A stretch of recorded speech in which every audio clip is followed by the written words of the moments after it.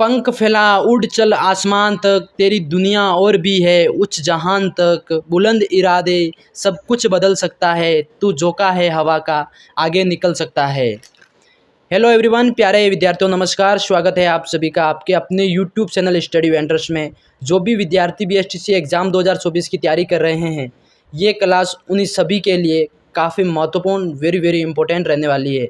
और दोस्तों, आपके एग्ज़ाम में हिंदी ग्रामर से 30 प्रश्न हिंदी के पूछे जाते हैं। एक प्रश्न आपका 3 नंबर का, यानी एग्ज़ाम में 30 प्रश्न पूछे जाते हैं जो कि 90 नंबर के होते हैं। सभी विद्यार्थियों को लगता है कि हिंदी तो सरल है, हिंदी के प्रश्न तो परीक्षा में आसानी से कर लेंगे, पर ऐसा नहीं है साथियों।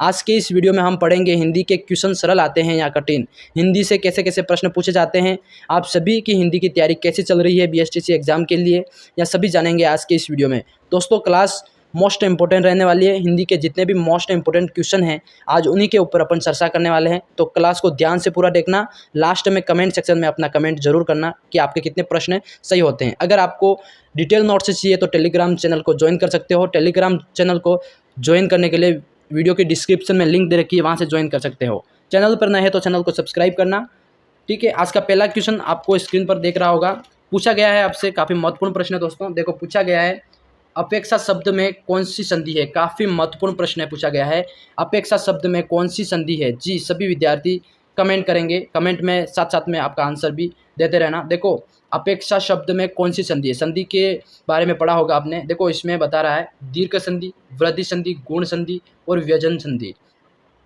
जी, आपका कौन सा राइट हो रहा है, सभी विद्यार्थी कमेंट में बताएं। देखो, इसमें आपका राइट हो जाएगा सी, गुण संधि इसमें करेक्ट हो जाएगा। अपेक्षा शब्द में कौन सी संधि है, तो गुण संधि आपका राइट हो जाएगा। इसी तरह क्वेश्चन आपका 2 पूछा गया है दोस्तों। देखो, क्वेश्चन क्रमांक में थोड़ी गड़बड़ हो गई है। क्वेश्चन 2 पूछा गया आपसे, निम्नलिखित में से उपसर्ग रहित शब्द कौन सा है। देखो, उपसर्ग रहित शब्द कौन सा है, जी बताना है। देखो, उपसर्ग रहित शब्द हो जाएगा आपका सुरेश, अत्यधिक, विदेश, सुयोग। कौन सा राइट हो जाएगा, सभी विद्यार्थी कमेंट में अपना आंसर जरूर दे। बताओ भाई, कौन सा आंसर हो रहा है आप सभी का। ऐसे प्रश्न आपको एग्जाम के अंदर पूछे जाएंगे, तो आपको डेफिनेटली करना है। आपके कितने प्रश्न राइट हो रहे हैं कमेंट सेक्शन में बताना है। इसमें आपका राइट हो जाएगा विद्यार्थियों सुरेश। देखो, उपसर्ग रहित शब्द आपका सुरेश राइट हो जाएगा, ऑप्शन नंबर ए करेक्ट हो जाएगा। इसी तरह क्वेश्चन आपका 4 पूछा गया है निम्नलिखित में से किस शब्द में एरा प्रत्यय नहीं है। काफ़ी महत्वपूर्ण प्रश्न है कि निम्नलिखित में से किस शब्द में एरा प्रत्यय नहीं है। देखो, प्रत्यय हमेशा पिसे लगता है, ठीक है। तो एरा, देखो, ए सवेरा, बी गनेरा, ठीक है, और सफेरा और ममेरा।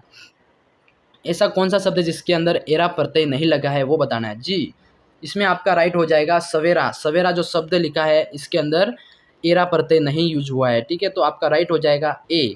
इसी तरह आपको क्वेश्चन 5 पूछा गया है। क्वेश्चन 5 को पढ़ते हैं। देखो, निर्विकार में कौन सा समास है, निर्विकार में कौन सा समास है, सभी विद्यार्थी साथी कमेंट में अपना आंसर देंगे। देखो, इसमें अवयवी भाव, द्विगु, द्वंद्व समास और बहुव्रीहि समास। जी, कौन सा राइट हो जाएगा इसमें, निर्विकार में कौन सा समास हो जाएगा, तो आपका करेक्ट हो जाएगा इसमें अवयवी भाव समास, ए आपका राइट हो जाएगा। एग्जाम के अंदर पूछा जाता है कि निर्विकार शब्द में कौन सा समास है, तो आपको बताना है कि अवयवी भाव समास आपका करेक्ट हो जाएगा, ठीक है। तो क्वेश्चन ए आपका राइट हो जाएगा। इसी तरह क्वेश्चन 6 पूछा गया है आपसे, काफ़ी महत्वपूर्ण प्रश्न है। आदर्श का पर्यायवाची शब्द है। देखो, आदर्श शब्द का पर्यायवाची बताना है। जी, एग्जाम के अंदर डेफिनेटली इसी तरह के क्वेश्चन पूछे जाते हैं। देखो, हिंदी ग्रामर के क्वेश्चन इसी तरह के पूछे जाते हैं, इससे और डिफिकल्ट तो नहीं पूछे जाएंगे। इसी तरह के क्वेश्चन है, तो आपको इस वीडियो को एंड तक देखना है, इस क्वेश्चन को रट लेना है आपको एग्जाम के लिए। तो आदर्श शब्द का पर्यायवाची शब्द हो जाएगा आदर्श। देखो, आदर्श का पर्यायवाची हो जाएगा यथार्थ, ठीक है। आदर्श का यथार्थ हो जाएगा, तो आपका ऑप्शन नंबर सी करेक्ट हो जाएगा, ठीक है। इसको याद रखना है। इसी तरह क्वेश्चन आपका 7 पूछा गया है विद्यार्थियों। पूछा गया है आपसे मुख का विलोम होगा। देखो, काफ़ी महत्वपूर्ण प्रश्न है कि मुख का विलोम होगा, क्या हो जाएगा। देखो, इसमें आपका राइट हो जाएगा वाचाल। मुख का विलोम शब्द आपका वाचाल, ए करेक्ट हो जाएगा। याद रखना है आपको वाचाल, ठीक है। इसी तरह क्वेश्चन आपका 8 पूछा गया है, काफ़ी महत्वपूर्ण प्रश्न है ये भी विद्यार्थियों, याद रखना। मुक्ति पाने का इच्छुक, काफ़ी महत्वपूर्ण प्रश्न है। मुक्ति पाने का इच्छुक वाक्यांश के लिए सार्थक शब्द कौन सा है, जी बताइए विद्यार्थियों, क्या राइट हो रहा है। देखो, जिजीविषा, बी आपका जिज्ञासा, सी आपका मुमुक्षु, डी आपका पिपासा। सभी विद्यार्थी कमेंट सेक्शन में अपनी आंसर क्या राइट हो रहा है सभी लिखेंगे। देखो, आपका इसमें राइट हो जाएगा मुमुक्षु। ठीक है, मुमुक्षु आपका करेक्ट हो जाएगा।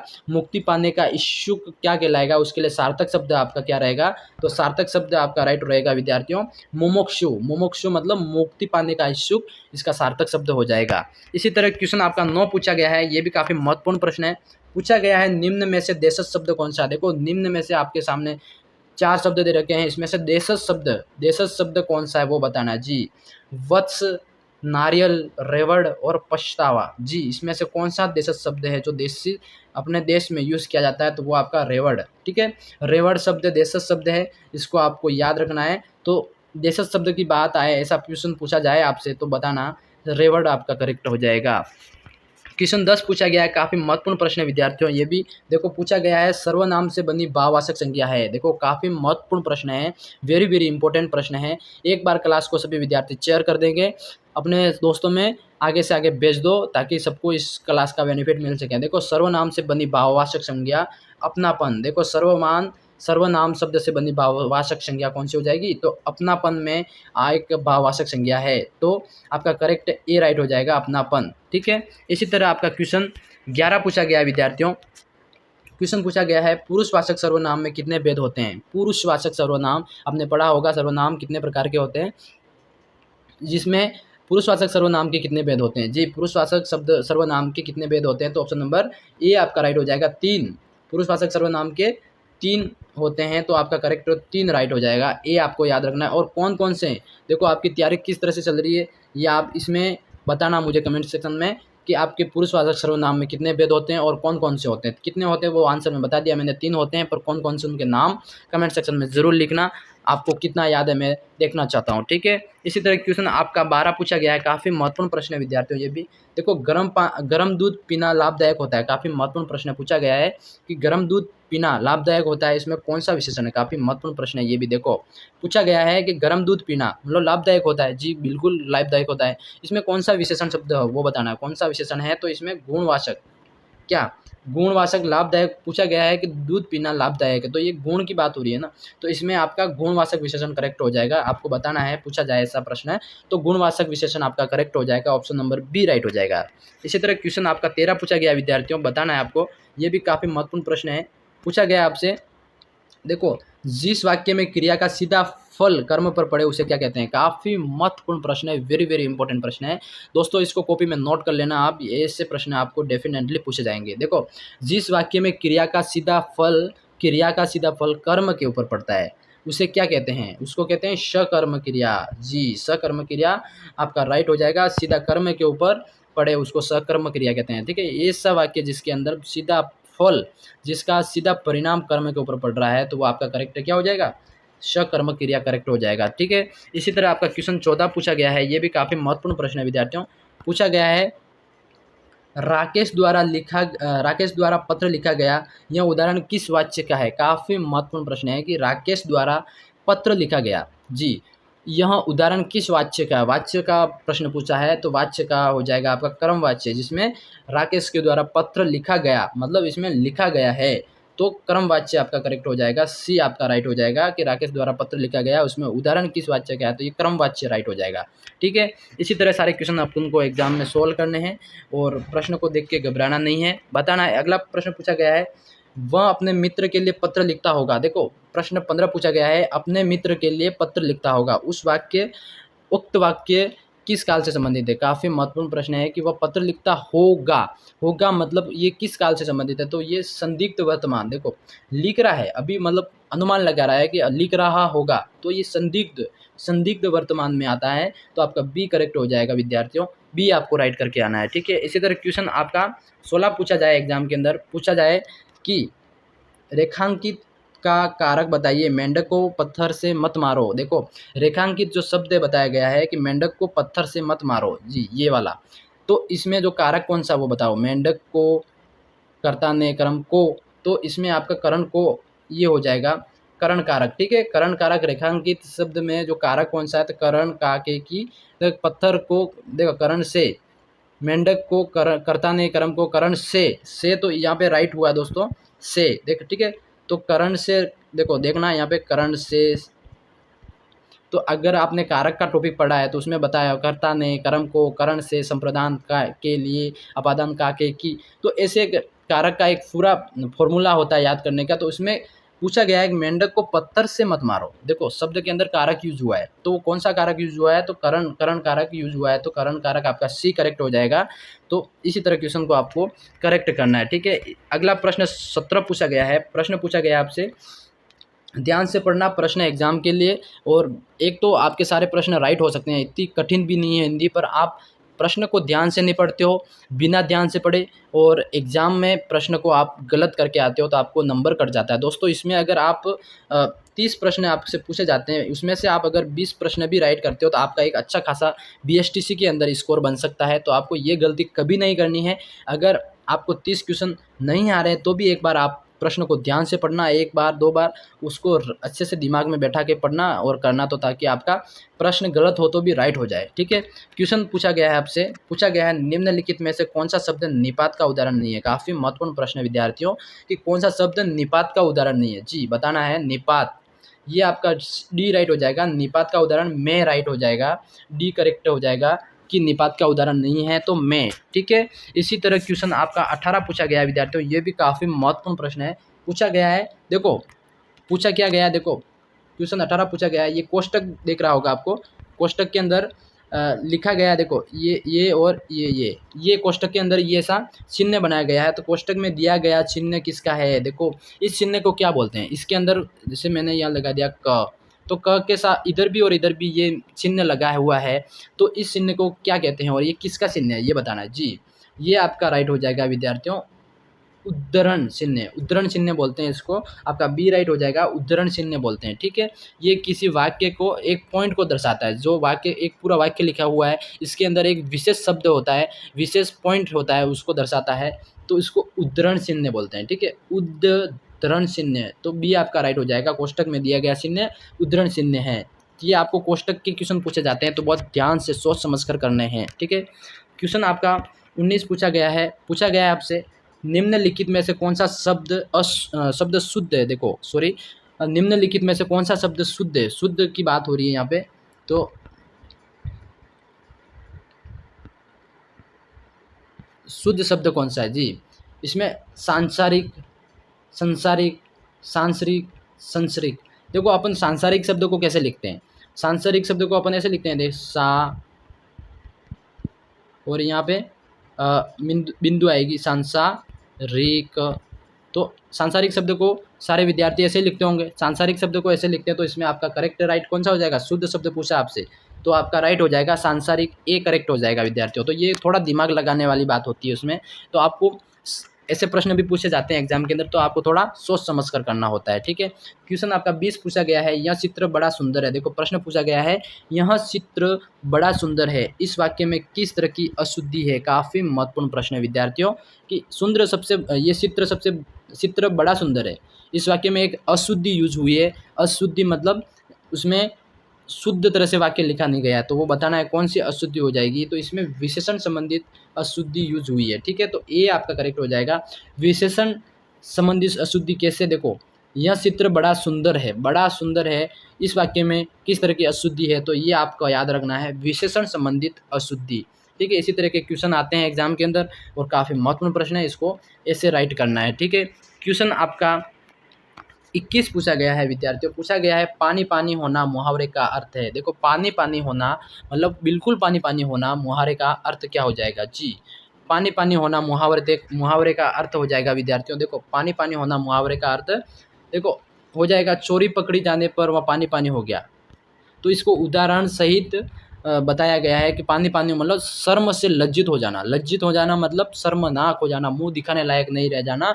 तो किसी ने चोरी करी है तो चोरी करने के बाद वो पकड़ा जाता है, पकड़ा जाने के बाद उसको जब हिरासत में लिया जाता है तो वो पानी पानी हो जाता है लोगों के सामने, शर्म से उसका सर झुक जाता है। तो इस मुहावरे का करेक्ट उदाहरण और करेक्ट आंसर यही बैठता है कि चोरी पकड़े जाने पर पानी पानी हो गया, ठीक है। तो डी आपका राइट हो जाएगा। इसी तरह क्वेश्चन आपका 22 पूछा गया है विद्यार्थियों। पूछा गया है, उशिष्ट शब्द का विच्छेद है। देखो उशिष्ट शब्द दिया गया है, उशिष्ट, और उसका विच्छेद बताना है। देखो उशिष्ट शब्द का, देखो उशिष्ट शब्द का विच्छेद हो जाएगा उत प्लस शिष्ट, उच्छिष्ट, उत प्लस शिष्ट, तो उच्छिष्ट, तो ये आप इसका करेक्ट हो जाता है। उच्चारण से आपको समझना है तो उच्छिष्ट का हो जाएगा उत प्लस शिष्ट, उच्छिष्ट आपका करेक्ट हो जाएगा। तो आपका ऑप्शन नंबर सी राइट हो रहा है विद्यार्थियों। इसको आपको प्रैक्टिकली एक पेपर में लिख, पेपर के पीछे रफ पेपर आता है, वहाँ पे लिख के समझना है कि उच्छिष्ट शब्द को विच्छेद कैसे करते हैं। ठीक है, तो उच्छिष्ट का विच्छेद कैसा होगा, तो आप सभी को समझ में आ गया। उत प्लस शिष्ट, तो उच्छिष्ट शब्द का विच्छेद हो जाएगा। ठीक है, इसी तरह क्वेश्चन आपका 23 पूछा गया है। पूछा गया है आपसे अन्वेषण शब्द में कौन सा उपसर्ग है। देखो अन्वेषण में कौन सा उपसर्ग है। अब देखना उपसर्ग और प्रत्यय में अंतर बताना है। देखो उपसर्ग और प्रत्यय। अब प्रत्यय और उपसर्ग के अंदर फर्क क्या है। देखो उपसर्ग हमेशा आगे लगता है, ठीक है, आगे लगता है, और प्रत्यय हमेशा पीछे जुड़ता है। ठीक है, तो ये आपको इसके अंदर भेद समझना होगा। उपसर्ग फिर आप उपसर्ग वाला प्रत्यय में करके आते हो, प्रत्यय वाला उपसर्ग में करके आते हो, तो ऐसा नहीं करना है आपको। इसको समझना है प्रत्यय और उपसर्ग का जो डेफिनेशन क्या है, उसकी परिभाषा क्या है, वो आपको समझनी है। अगर परिभाषा आपको याद है, इसका डिटेल आपको याद है, तो आप ये अच्छे से कर पाओगे। अगर आपको डिटेल नोट्स चाहिए तो टेलीग्राम चैनल को ज़रूर ज्वाइन करना। अगर आपको वहाँ पे डिटेल नोट्स पढ़ोगे तो आपको और अच्छे से समझ में आ जाएगा। ठीक है, तो आप देखो प्रश्न पूछा गया है, प्रश्न पर आते हैं। अन्वेषण शब्द में उपसर्ग पूछा गया है, तो उपसर्ग कहाँ लगता है, हमेशा आगे, किसी भी शब्द के आगे लगता है। तो अन्वेषण, अनु प्लस व्यसन, ऐसन, अनु प्लस ऐसन शब्द है, तो उसमें अनु आगे लगता है हमेशा। तो आपका करेक्ट हो जाएगा ए। अन्वेषण में अनु उपसर्ग हो गया। ठीक है, अनु क्या है, ये उपसर्ग हो गया। ठीक है, अनु उपसर्ग हो गया, ये हमेशा शब्द के आगे लगता है, तो अनु प्लस ऐसन अन्वेषण हो जाएगा। ठीक है, इसी तरह क्वेश्चन सभी राइट करने हैं। क्वेश्चन 24 पूछे गए हैं। पूछा गया है देखो ढक्कन, ढक्कन शब्द में प्रत्यय। देखो ढक्कन शब्द में प्रत्यय, प्रत्यय, तो अब प्रत्यय की बात हुई तो प्रत्यय कहाँ लगता है, हमेशा पीछे लगता है। ठीक है, ये आपको याद रखना। ढक्कन, ढक्कन में प्रत्यय की बात आई, अब अनु आगे लगा था, इसमें ढक्कन में अन प्रत्यय लगा दोस्तों, तो ढक प्लस अन, ढक प्लस ये आपका अन प्रत्यय हो गया। ठीक है, अन प्रत्यय हो गया, तो ये आपका ए करेक्ट हो जाएगा। ठीक है, ढक्कन में प्रत्यय ए अन हो जाएगा। ठीक है, इसी तरह क्वेश्चन आपका 25 पूछा गया है। किस शब्द में द्विगु समाज नहीं है। काफ़ी महत्वपूर्ण प्रश्न है विद्यार्थियों कि कौन सा शब्द जिसके अंदर द्विगु समाज नहीं है। जी द्विगु समाज नहीं है, तो वो आपका सतुर प्लस आनंद। देखो इसका भी विच्छेद करेंगे तो सतुर प्लस आनन। ठीक है, सतुर प्लस आनंद, तो इस तरह के इसके विच्छेद करके अगर आप इस प्रश्न का जवाब दोगे तो आपको करेक्ट हो जाएगा कि सतुर प्लस आनंद में द्विगु समाज नहीं है, तो आपका सी करेक्ट हो जाएगा। ठीक है, क्वेश्चन आपका अगला पूछा गया है। पूछा गया है देखो परिजात किस पर्यायवाची है। देखो परिजात किस का पर्यायवाची है। देखो परिजात शब्द पूछा गया है, जो किसका पर्यायवाची बताना है। देखो परिजात हो जाएगा आपका कल्पवृक्ष, सी करेक्ट हो जाएगा। कल्पवृक्ष का ये पर्यायवाची शब्द है, तो सी आपको याद रखना है विद्यार्थियों। अगला प्रश्न आपका 26 पूछा गया है। 26 पूछा गया है शगन का विलोम शब्द। देखो शगन, शगन का विलोम शब्द क्या हो जाएगा जी। शगन का विलोम शब्द हो जाएगा दोस्तों आपका विरल, विरल आपका राइट हो जाएगा। तो सघन का विरल, तो आपका ए करेक्ट हो जाएगा। ठीक है, इसी तरह का क्वेश्चन को आप लिख कर एग्जाम के अंदर करने, ताकि आपका एक प्रश्न भी गलत ना हो और आप अच्छे से एग्जाम में पेपर करके आ सकते हो। ज्ञान प्राप्ति की इच्छा रखने वाला वाक्यांश के लिए सार्थक शब्द है। देखो सार्थक शब्द के 2 क्वेश्चन आए दोस्तों, एक पहले मैंने पढ़ाया अभी, और ये दूसरा प्रश्न पूछा गया कि ज्ञान प्राप्ति करने वाला। देखो ज्ञान प्राप्ति करने वाला, मतलब ज्ञान प्राप्त करने की इच्छा रखने वाला व्यक्ति क्या कहलाता है, उसके लिए सार्थक शब्द क्या होगा। उसके लिए सार्थक शब्द होगा जिज्ञासु, सी आपका करेक्ट हो जाएगा। मतलब जिज्ञासु का मतलब उसको जिज्ञासा है, मतलब ज्ञान प्राप्त करने की इच्छा है उसके अंदर, तो उसको जिज्ञासु कहा जाता है। ठीक है, तो आपका हो जाएगा सी, ज्ञान प्राप्त की इच्छा रखने वाला जिज्ञासु आपका करेक्ट हो जाएगा। इसी तरह क्वेश्चन आपका 28 पूछा गया है विद्यार्थियों। पूछा गया है देखो काफ़ी महत्वपूर्ण प्रश्न है। निम्न में से तत्सम शब्द कौन सा, निम्न में से तत्सम शब्द कौन सा है, तो आपका कवि, कवि राइट हो जाएगा। कवि में तत्सम शब्द जुड़ा हुआ है। ठीक है, इसी तरह क्वेश्चन आपका 29 पूछा गया है विद्यार्थियों। निम्न क्रिया से बनी भाववाचक संज्ञा नहीं है। देखो निम्न क्रिया से बनी भाववाचक संज्ञा नहीं है जी, खटाई आपका राइट हो जाएगा।